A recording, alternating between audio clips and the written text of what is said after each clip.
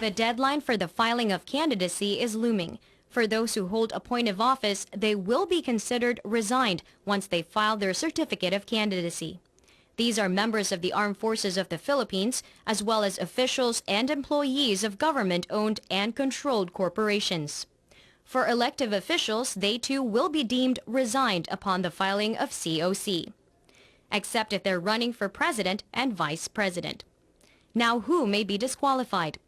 Candidates found guilty by any court, or if the Commission on Elections rules that they have given money to influence, induce, or corrupt voters or public officers performing electoral functions, committed acts of terrorism to enhance candidacy, spent for election campaign beyond what is allowed by law, and solicited, received, or made any contribution prohibited by law.